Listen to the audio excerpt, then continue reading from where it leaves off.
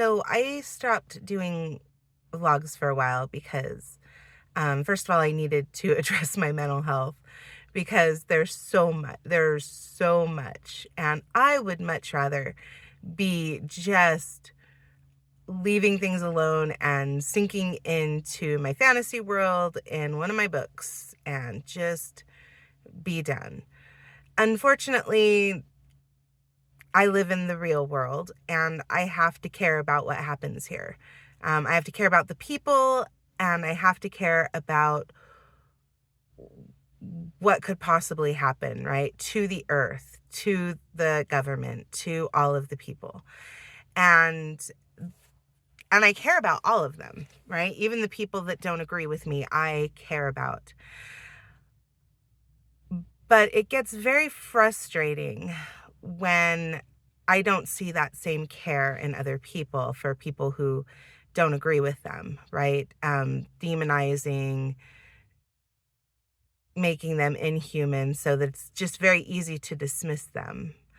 And I don't. I try very hard not to dismiss people. I don't always succeed. Sometimes you get so frustrated, you just want to believe that people are doing things because they're ignorant or they don't understand what they're talking about, right?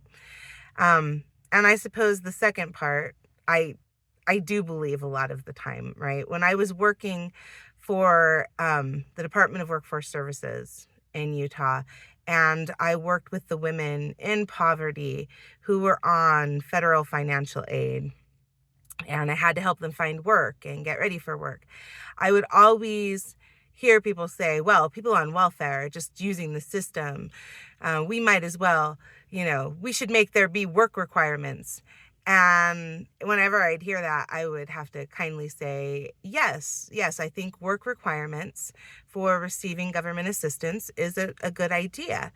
Um, but those work requirements were put into place in 1997, right? They are there. People who are on financial aid to continue receiving financial aid have to either be looking for a job, receiving training for a job, or working, right? Which eventually brings them off of the qualification for financial aid.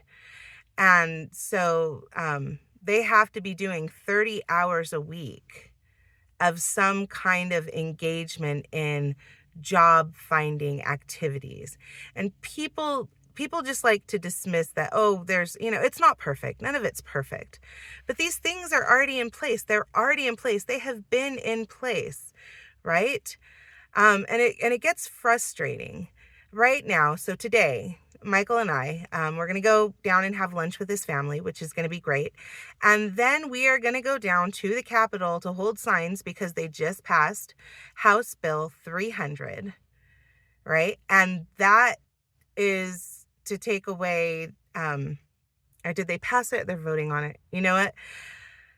I'm not gonna lie. It's hard to keep track right now because everything is flying at us. And again, that's not just Donald Trump stuff, but in Utah we have a part-time legislature, which I actually kind of like. I think it's a good idea to have a part-time legislature. It's one of the things I like about Utah. But they are packing in the bills so fast and so furious. Sometimes it's hard to keep up.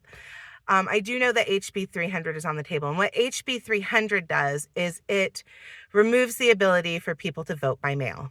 You have to take your envelope and go to a polling place. Okay. Again, I have talked, right, to the county recorder, to the people who do these things. Voting by mail is secure. It is secure. And it enables more people to vote. It gives more people the opportunity to participate in the process. And remember when I said, I even care about the people who don't agree with me? I want people who do not think the same way as I do to have a voice. So it frustrates me when there are tons of people who now are like, no, I think people are cheating because it doesn't turn out the way that I want it to. So now I'm going to make sure that voting is less accessible to other people. because I can go down and I can do this, and I have the flexibility to take off work, or I have the physical mobility to go down to a polling place and turn this in. And I'm not thinking about all of the people who may not have the physical mobility, who may not have the time to get off work, who may not have the ability to go and turn those things in. So that's frustrating right now, but that is also what I am doing today. So I am going to go down. It is going to be rainy, so I'm going to have to bundle up, but I just hope that the governor understands that this is an important thing and that it is really a non-issue. There was no reason, right? There was no reason that they should have done this, because voting by mail is secure. There is nobody abusing that. It just opens up the access to everybody else. There is no evidence. The people who have decided that they need this have not brought their evidence that it is less secure. And so again, it is just frustrating. And I'm going to have to stop doing my vlogs where I write it out thoughtfully and very carefully so that I can try to make sure that I am not offending people, because I don't want to hurt other people. That is not my intention.